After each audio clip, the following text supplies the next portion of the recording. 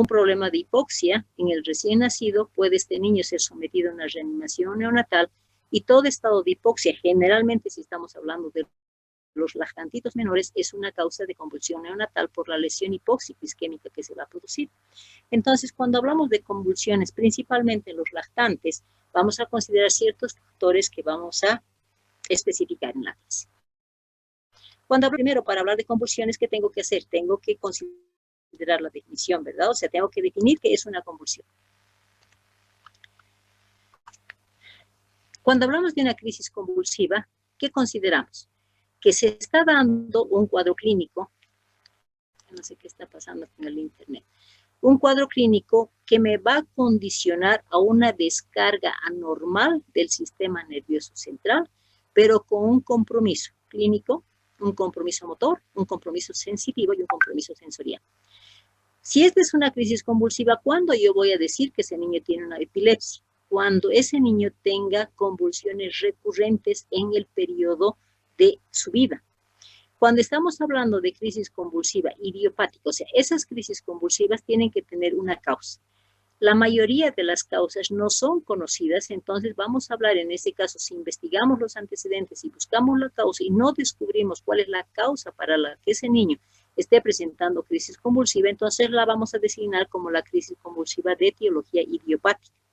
Pero cuando tenemos el antecedente de que hay una crisis convulsiva, pero hemos tenido el antecedente, por ejemplo, de que ese niño ha nacido con dificultad en el parto, que en su momento ha tenido una hipoglicemia, ha desarrollado una ictericia, condiciones que le han permitido dañar el sistema nervioso central, entonces ahí atribuimos que esa crisis convulsiva es sintomática en base a la causa que ya hemos determinado como causa preestablecida.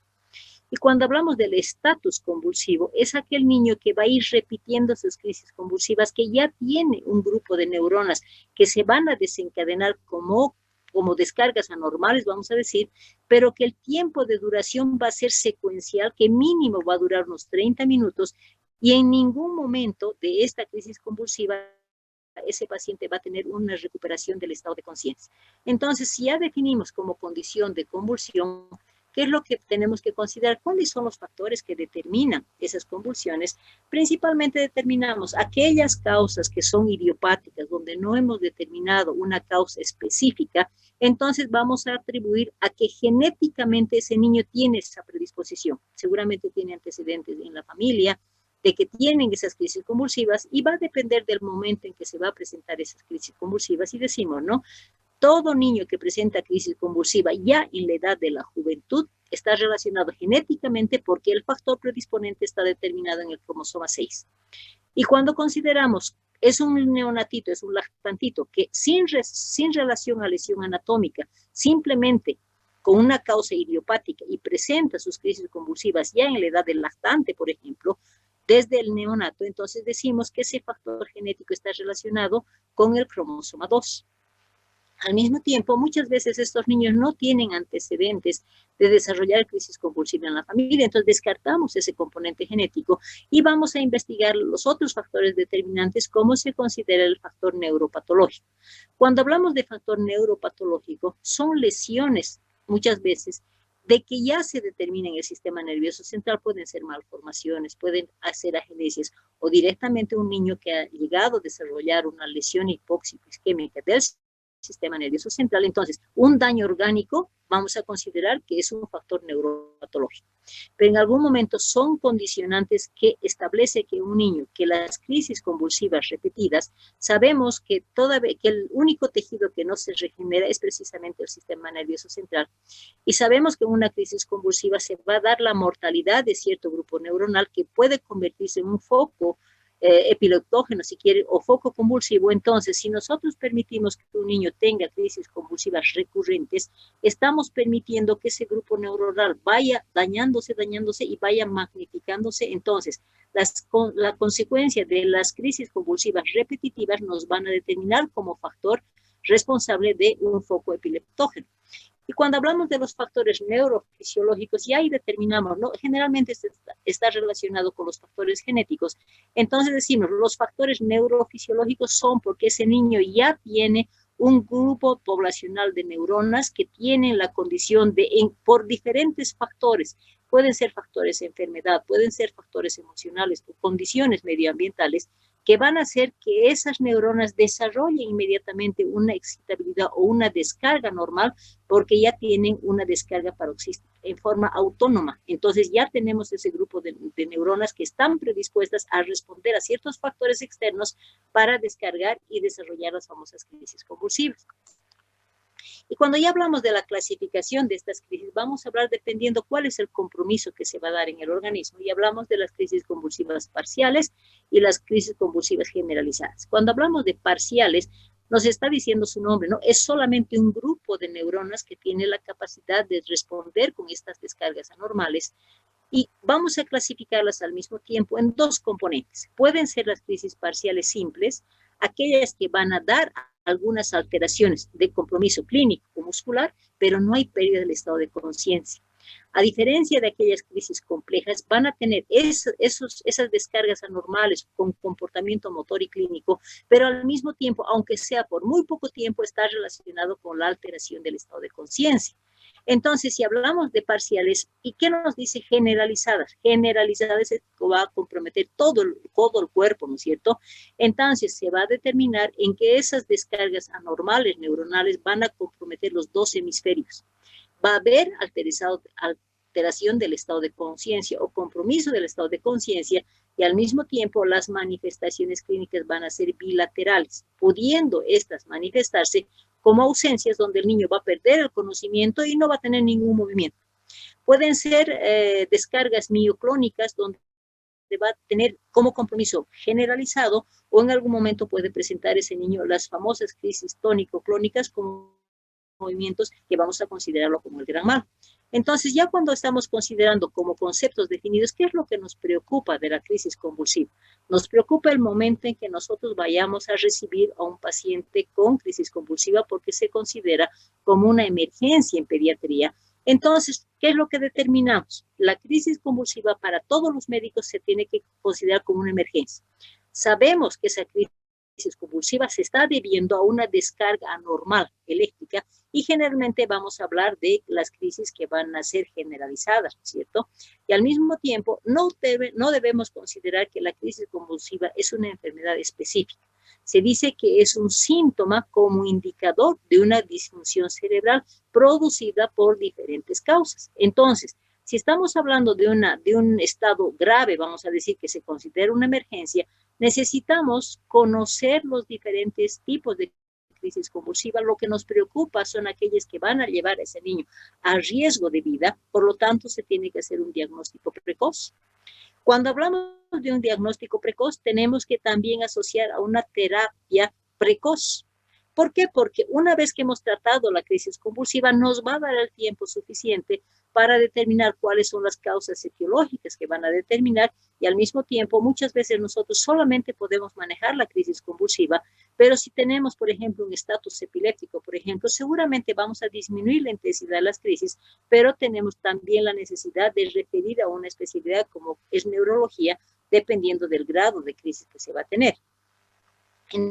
Entonces, cuando ya estamos considerando, ¿qué hago con una crisis convulsiva? Lo llamamos el minuto cero, donde es el reconocimiento primero de lo que es una crisis convulsiva. Y de hecho, como el riesgo de vida del niño está establecida, entonces tenemos que darle como primera condición las medidas de soporte básico. El riesgo que se tiene en esa crisis convulsiva es que se dé una broncoaspiración, por eso se lo va a poner en una posición lateral. Al mismo tiempo, tengo que garantizar la ventilación de esa vía respiratoria, entonces se debe considerar la probabilidad de mantener en una posición adecuada para permeabilizar la vía respiratoria y al mismo tiempo aportar oxígeno. En algún momento podemos encontrar unas crisis generalizadas porque eso es lo que es emergencia. Entonces intentamos asegurar a ese niño.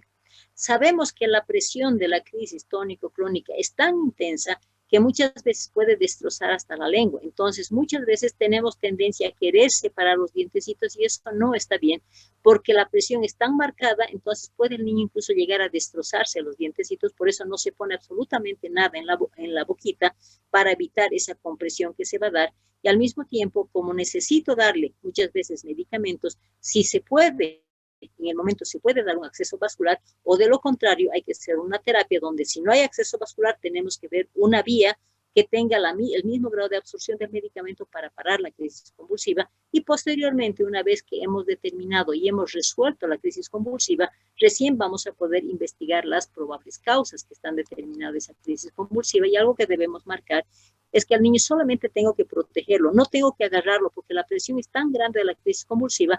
Entonces simplemente evitando las caídas y evitando que ese niño se vaya a hacer daño, entonces por eso se recomienda simplemente protección y no asegurarlo al niño para evitar mayores problemas. Hemos dicho que lo que se hace, ese niño está con una crisis convulsiva tónico-clónica, ¿no es cierto? Entonces lo que debemos recordar que es un tratamiento de emergencia. El tratamiento farmacológico de primera línea van a ser las benzodiazepinas, y el de primera elección es el diazepam. ¿Por qué es considerado el diazepam? Si este paciente está con vía endovenosa porque estaba internado y empieza a convulsionar, por ejemplo, entonces eso es más fácil porque a través de la vía endovenosa yo voy a poderle administrar el diazepam.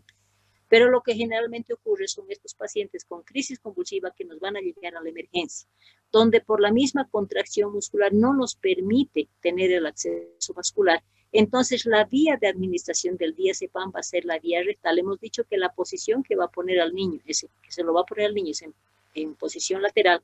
Entonces enfermería tiene que tener la condición de utilizar una vía rectal para administrar a través de esa sonda rectal el diazepam. La dosis que vamos a manejar más o menos es de 0,5 a 6 miligramos por kilo de peso. Incluso lo que nos permite, si es que no cede esa crisis convulsiva, nos permite dar 2 o 3 de esas dosis, pero nunca llegar a más de 10 miligramos. Entonces lo que debemos considerar en una emergencia es la vía rectal, porque se dice que la administración del diazepam por vía rectal va a tener el mismo efecto de una vía endovenosa. Pero si tenemos un paciente que ya está con un acceso venoso, entonces vamos a administrar, pero la dosis es menor.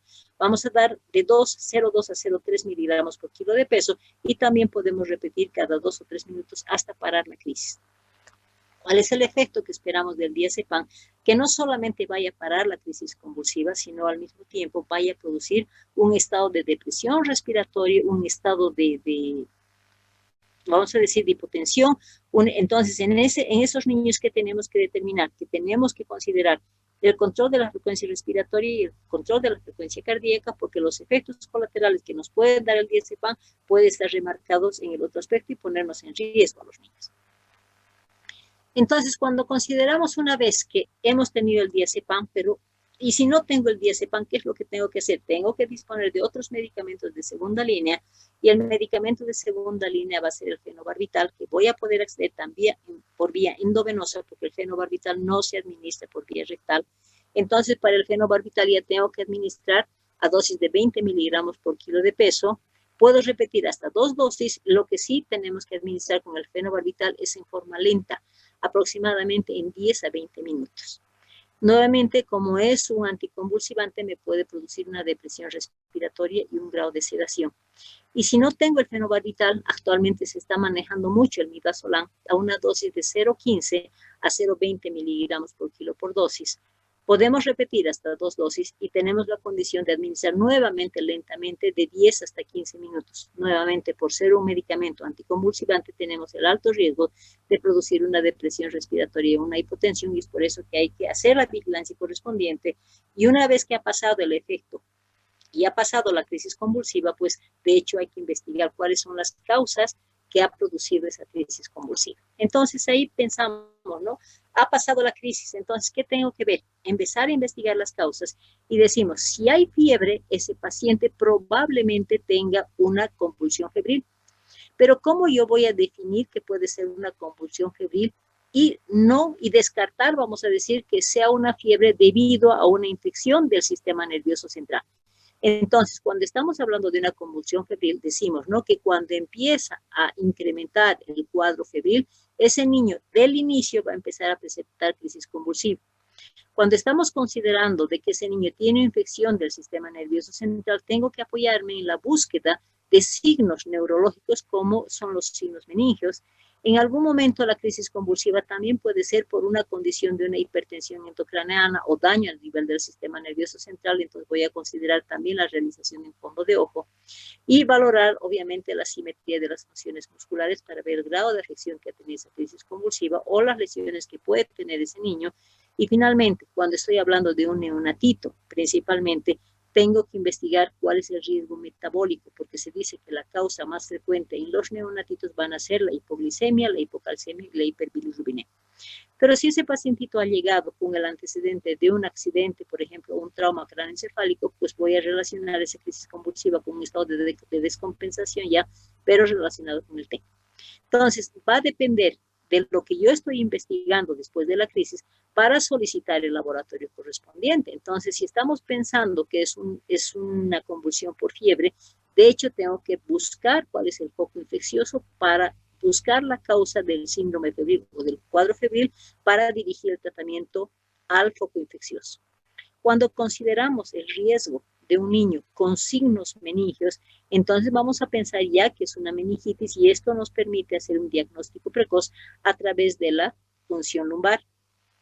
De hecho, cuando hemos dicho que en los neonatitos puede ser los trastornos metabólicos o las alteraciones electrolíticas, entonces en esos niños obligadamente tengo que pedir un ionograma. Si estoy sospechando de una hipoglicemia, voy a pedir una glicemia. Y si estoy considerando de que ese niño tiene antecedentes ya de crisis convulsivas anteriores, tendremos que pedirle un electroencefalograma para ver cuál es el foco irritativo y la magnitud de ese foco irritativo y su localización, obviamente. Y si tenemos un antecedente de un trauma craneoencefálico, para ver el tipo de lesión, entonces vamos a pedir una tomografía computarizada.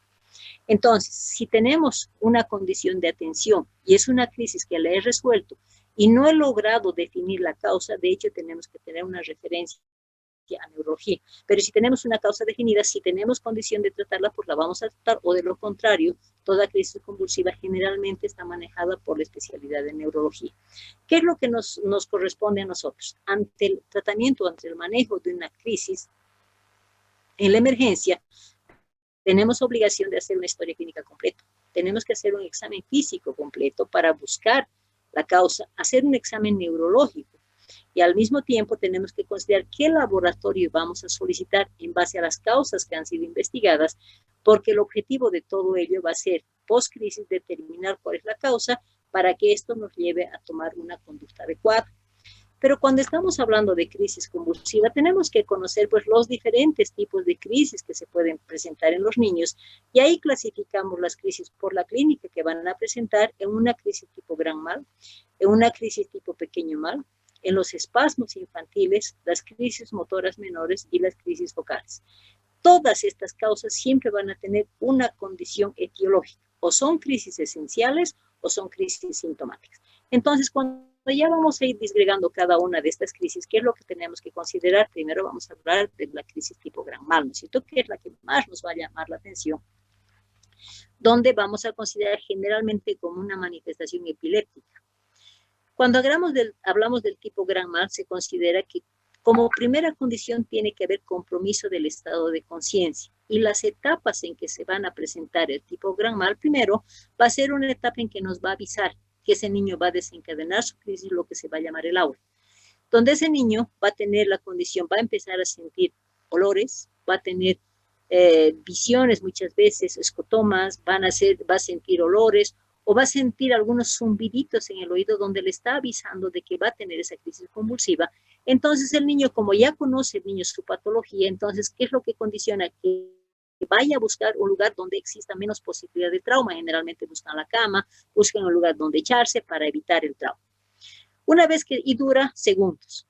Luego se va a establecer la fase tónica, que se va a caracterizar por la contractibilidad muscular generalizada, donde tónica, dice, no, donde va a haber una contractibilidad, y empieza donde, empieza en la carita, donde va a haber contracción de los maceteros, va a presentar un trismo por los maceteros, va a haber una hiperextensión de los miembros, el niño va a tener una dificultad para respirar, pero que es la etapa más grave, dura poco tiempo, dura 10 a 30 segundos, para después de la fase tónico entrar en la fase crónica, que se considera relajación muscular, pero no es de golpe que está en etapa de contracción y después pasa a etapa de relajación, sino se va alternando y es ahí donde se va a poder visualizar los sacudones que el niño tiene y se va a determinar los movimientos clónicos rítmicos.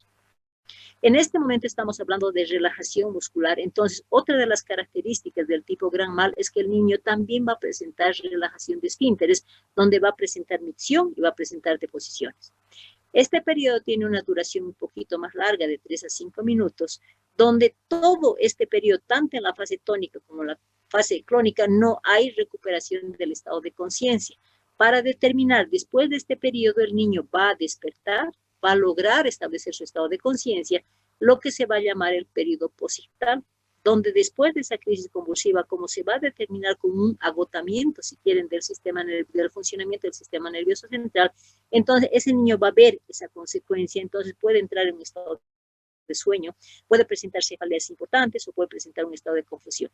Una vez que ha pasado esa etapa, va a recuperar su vida normal. Entonces ya es una etapa donde el niño va a reconocer cuál es la forma de protegerse principalmente. Y esta es la fase tónica, ¿no? Donde el niño se va a poner en un pistótono, se pone duro, contracción muscular. La fase clónica, donde va a haber relajación, pero van a haber sacudones. Entonces, este es lo característico de una patología del tipo gran mal. Al contrario, cuando hablamos de un tipo pequeño mal, determina, ¿no? El pequeño mal puede presentarse en algún momento como ausencias simples. ¿Qué significa la ausencia simple? Cuando el niño está jugando normalmente, ¿qué es lo que hace? Se sienta y empieza a fijar la mirada, o sea, se deslinda del medio, ¿cierto? Fija la mirada y muchas veces la mamá dice, ay, este hijito es muy distraído, ¿no es cierto? O sea, se fija porque se pierde la relación con el entorno. Entonces, si son movimientos repetitivos y la mamá se da cuenta que cada vez se están dando este tipo de ausencias, entonces lo que se establece para ver si el niño está en una crisis convulsiva, se estimula el reflejo ciliar. Es decir, que la mamá tiene que acercarse y moverle las pestañitas del niño. Si el niño cierra los ojitos, entonces no es un momento de ausencia. Pero si el niño, pese al reflejo ciliar, este niño no cierra los ojitos, vamos a determinar que está con un periodo de ausencia y eso se considera una crisis convulsiva. De repente el niño, a veces ustedes, no sé si les ha pasado alguna vez, hablamos del tic, ¿no es cierto? Que de repente el ojito se va pestañando. Ahí estoy con tic, dice, ¿no? Entonces, ese mismo movimiento ocurre en los niños, que es un momento repetitivo. Cada cierto periodo, en el periodo generalmente de la mañana, se repiten varias veces. Entonces, esos pequeños tics, si son movimientos repetitivos, si son frecuentes, hay que investigar porque puede estar relacionado con una crisis convulsiva. Estos periodos van a durar muy poco tiempo, entre 10 a 30 segundos, y ocurren varias veces al día. Y lo característico de este pequeño mal es que muchas veces no se identifica como una lesión propia, como crisis convulsiva, y eso puede pasar desapercibido. Entonces, hay que recomendar a la mamá de que si son movimientos repetitivos hay que investigar, y la única forma de saber si hay una crisis convulsiva o no es a través del estudio del electroencefalograma, donde nos va a poder mostrar los focos irritativos que en su momento se van a detectar. Cuando hablamos de los espasmos infantiles, no sé si alguna vez ustedes han visto aquellos niños que empiezan a llorar y paran de respirar. Esos niños que cuando están llorando y tienen un llanto tan intenso, paran de respirar y se empiezan a estirar o se empiezan a encoger. Entonces, cuando hablamos de los espasmos infantiles, se considera un tipo de crisis convulsiva, donde su característica va a ser su manifestación de crisis mioclónicas en la infancia. Y generalmente estamos hablando de lactantito hasta el lactante mayor que se puede presentar. Entonces, su característica es de que cuando ese niño empieza su estado de llanto y empieza a estirarse, vamos a hablar del movimiento de extensión o la forma de presentación de la extensión, o cuando el niño se va a encoger, hablamos de la flexión. Su característica de esta lesión, como cada vez que el niño llora va a presentar ese tipo de lesión y se considera una crisis convulsiva, si es repetitivo, esto puede llevarnos a un deterioro mental. La duración puede ser 30 segundos, puede ser hasta 2 minutos, pero algo que debemos relacionar con una triada clásica de los espasmos infantiles es que ese niño va a tener, primero, la característica, esos espasmos infantiles por llanto, por eso se le ha dado el nombre de espasmos infantiles o llamado también síndrome de West. Entonces van a ver esos espasmos infantiles en sus dos formas de presentación, lo que me va a condicionar a un deterioro psicomotriz, o sea, ese niño si tenía un buen avance cuando empezó su crisis, va a empezar a regredir en su desarrollo motriz, y su característica es que ese niño, a veces decimos, ¿no? La mamá dice, ay, mi hijito es muy caprichoso, decimos, porque se estira o flexiona, ¿no es cierto? Entonces, en esos casos, ante la duda, hay que pedirle un electroencefalograma, y la característica del electro va a ser la muestra de la ipsarritmia, que nos va a permitir hacer el diagnóstico de los espasmos del sollozo. Entonces, cuando estamos hablando del ipsarritmia, entonces vamos a prestar, y esta es la imagen, ¿no es cierto?, del electroencefalograma, que me va a dar el desorden que se va a dar a nivel del sistema nervioso central, pero lo que tenemos que considerar siempre, cuando se va a presentar el espasmo del sollozo, cuando ese niño llore. Ante llanto, para de respirar, pueden ser cualquiera de las dos formas de presentación y tiene un ciclo corto, pero la recurrencia o la repetición de este tipo de crisis convulsiva, de hecho, me va a llevar al daño del sistema nervioso central y como consecuencia al deterioro o regresión del desarrollo motriz. Cuando hablamos de las crisis motoras menores, estamos hablando de motoras menores, nos está diciendo, ¿no es cierto? Entonces van a ser manifestaciones motoras que tienen un curso breve, y su característica principalmente es que son repetitivas. Pueden durar entre 15 a 30 segundos, y lo que se va a determinar es que, por ejemplo, motora, ¿no es cierto? Cuando el niño está caminando y la mamá les dice, cada vez mi hijito quiere caerse, entonces, ese hecho de que el niño quiera esa sensación de caída, entonces está relacionado con una crisis motora menor. Muchas veces nuevamente los ojitos se quedan fijos y esos son movimientos repetitivos, o de repente el niño puede empezar a parpadear o puede ir con movimientos anormales de la cabecita lateralizando a un solo lado. Entonces, esos movimientos anormales repetitivos nos están diciendo, cuidado, son crisis motoras menores y hay que investigarlas porque eso se va a ir magnificando y van a establecer los focos irritativos ya específicos a nivel del sistema nervioso central.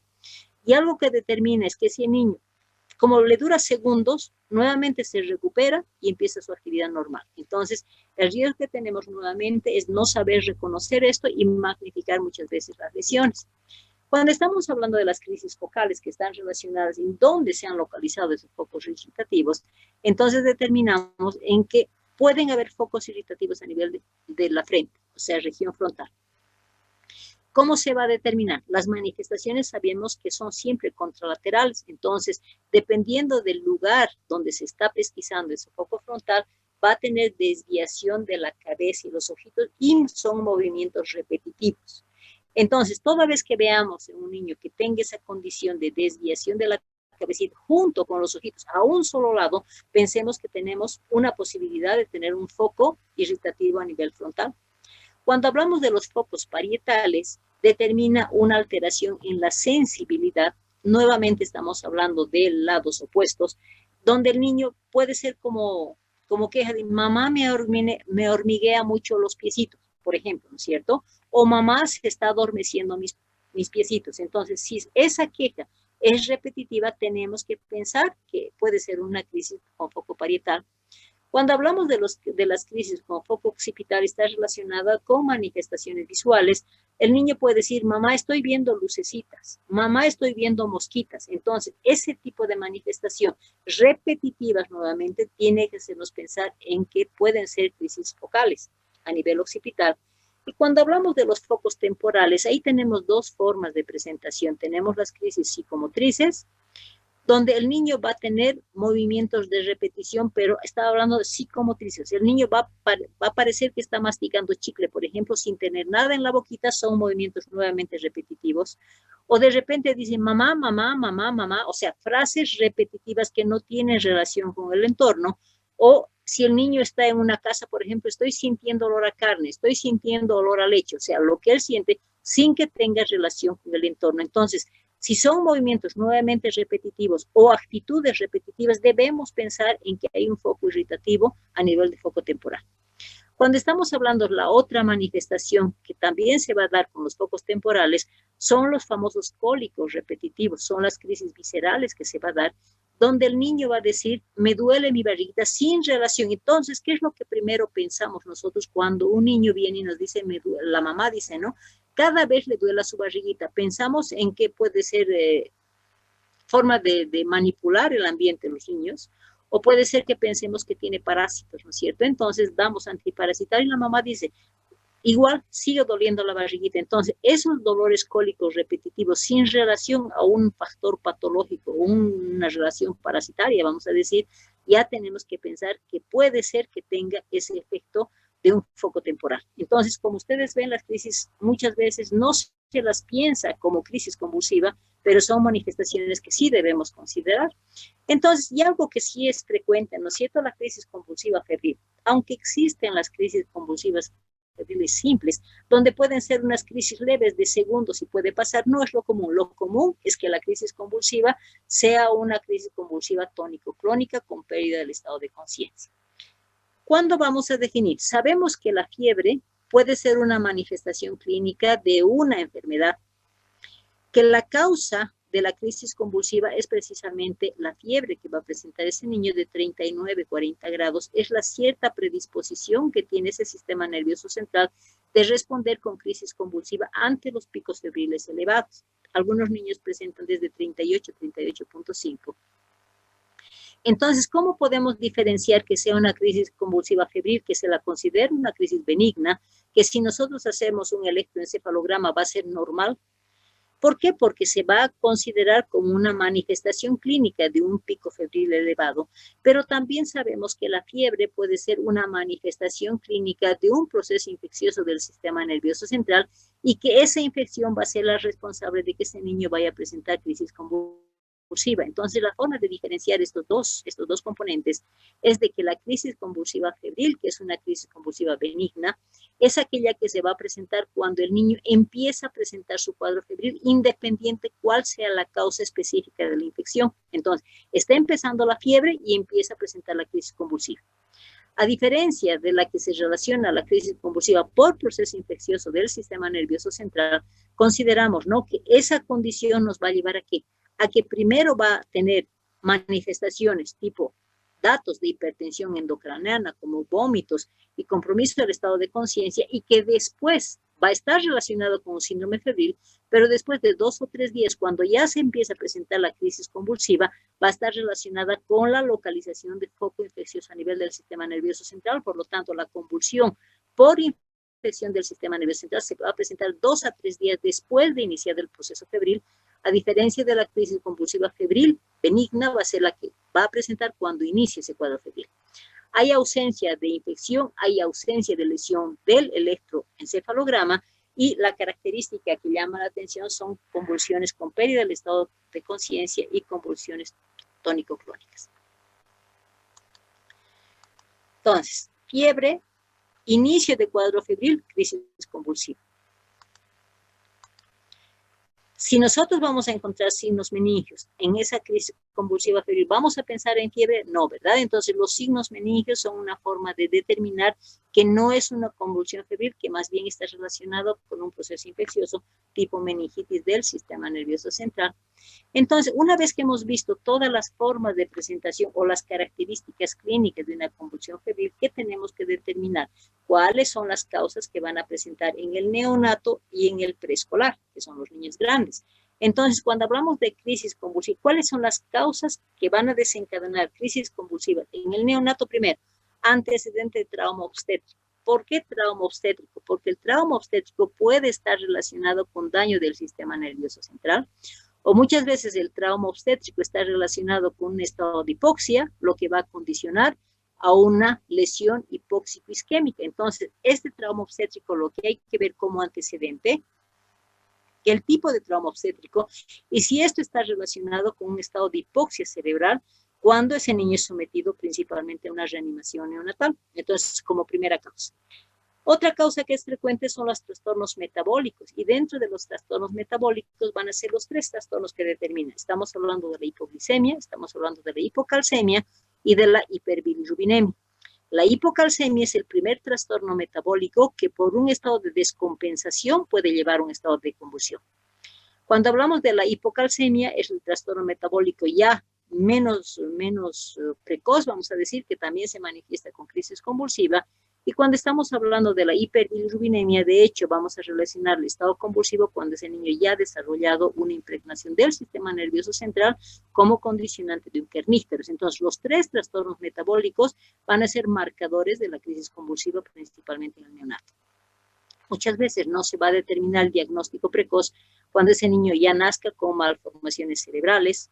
Cuando estamos considerando otro riesgo en el neonato son aquellos niños que han nacido con el antecedente de una ruptura prematura de membranas, que hayan desarrollado una sepsis neonatal y la complicación de la sepsis sea la localización de la infección en el sistema nervioso central, lo que va a determinar una meningitis neonatal, y lo que hemos dicho, ¿no? El kernícteros, que como es un daño del sistema nervioso central por la impregnación de las bilirrubinas, entonces van a producir focos irritativos con condición de producir convulsiones como una manifestación clínica de esta encefalopatía por bilirrubinas. Entonces, si vamos a investigar todas esas causas, ¿qué tenemos que determinar? Definir qué exámenes voy a necesitar, porque no en todos voy a pedir los exámenes, ¿verdad?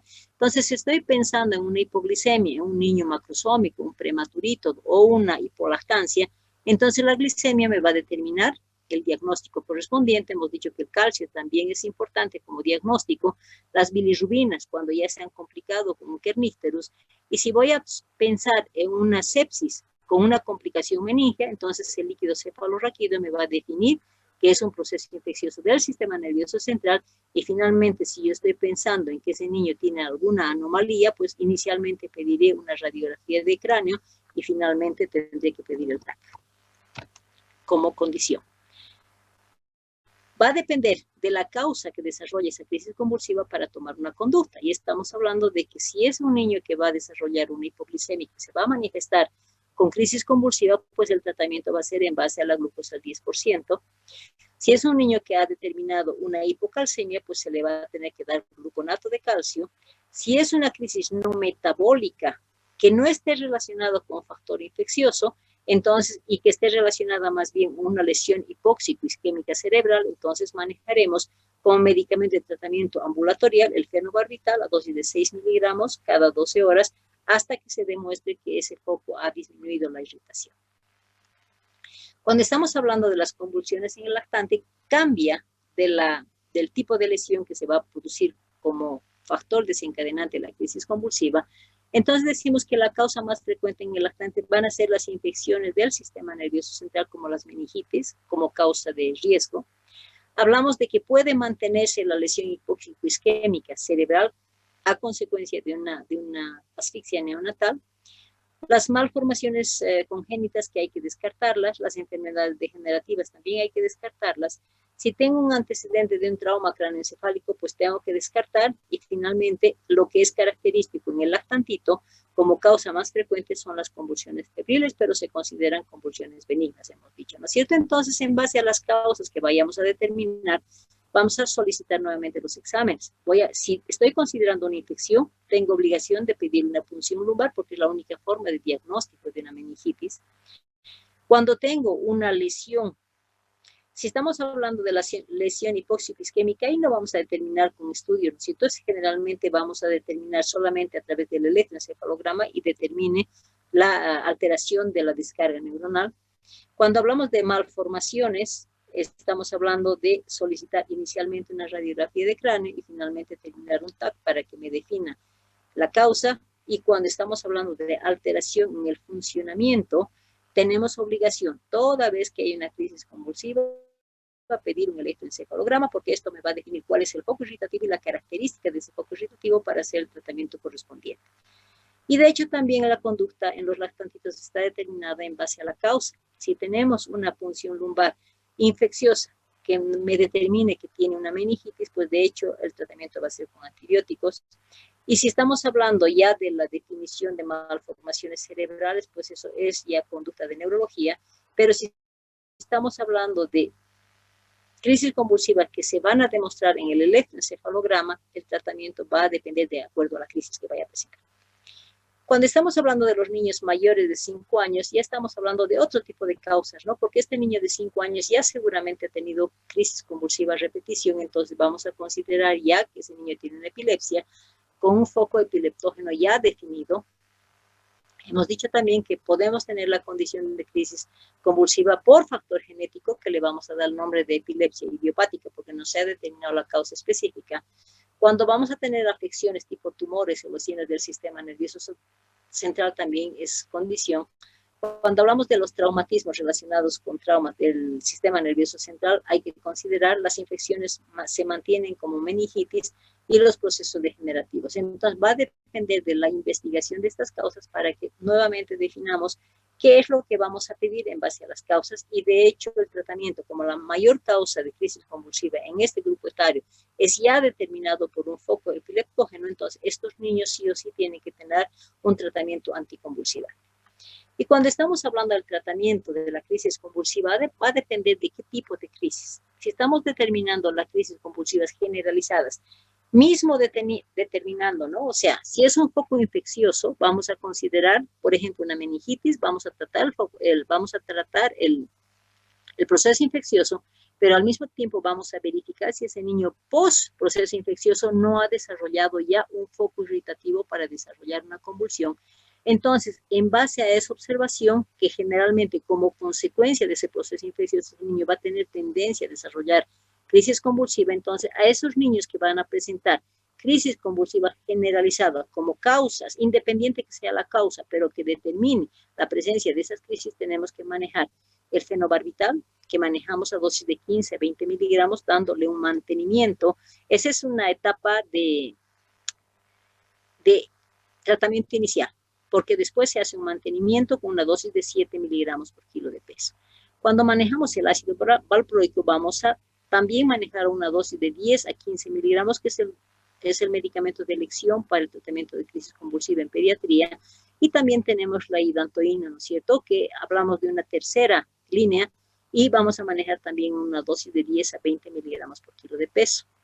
Cuando se determine que ese paciente tenga un pequeño mal, el medicamento de elección va a ser el ácido valproico, respetando la dosis de 10 a 15 miligramos por kilo de peso día. Y si cuando consideramos las crisis focales, vamos a manejar de la misma manera, ¿no? Un anticonvulsivante, puede ser el fenobarbital, puede ser el ácido valproico o la hidantoína. Cuando hablamos de las crisis motoras menores, de preferencia es el ácido valproico, y cuando hablamos del espasmo infantil, es un medicamento que se va a manejar con una hormona, la corticotropina, a dosis de 0,25 miligramos kilo peso. Vamos a administrarle intramuscularmente, pero vamos a administrar esa dosis de cada 8 días aproximadamente, hasta lograr controlar el foco irritativo que va a producir las manifestaciones clínicas de ese espasmo infantil. Y cuando hablamos de las crisis febriles, no hablamos de un tratamiento permanente, estamos hablando del tratamiento de urgencia cuando ese paciente ha llegado a la emergencia con una crisis generalizada. Entonces el tratamiento de las crisis febriles va a ser solamente tratamiento de crisis, con el diazepam si disponemos, con el fenobarbital y con el midazolam. ¿Por qué es importante hacer el tratamiento de la crisis convulsiva? Porque si no manejamos el tratamiento, esos focos irritativos van a ir aumentando y tomando mayor número de neuronas y magnificando el foco irritativo del sistema nervioso central. Y si nosotros no consideramos eso, ¿qué es la condición que vamos a tener? De que van a ser niñitos que van a entrar en proceso de regresión y van a tener un daño importante del sistema nervioso central. Entonces, en una crisis convulsiva, la prevención es primero identificar el foco que está causando esa crisis convulsiva y el tratamiento oportuno para evitar mayor proceso degenerativo, principalmente del sistema nervioso central. Chicos, hemos terminado la clase. Mil disculpas por la primera etapa, es que he cargado fotos y creo que eso me ha significado demasiado movimiento lento, tal vez por las diapositivas que hemos presentado, pero ya, hemos terminado la clase. Si tienen alguna pregunta. Está bien, doctora. No, doctora. Bueno, si no tenemos ninguna pregunta, pues los veo la próxima clase. Que tengan buenas noches. Buenas noches, doctora. Buenas noches. Sí, buenas noches, doctora. Buenas noches.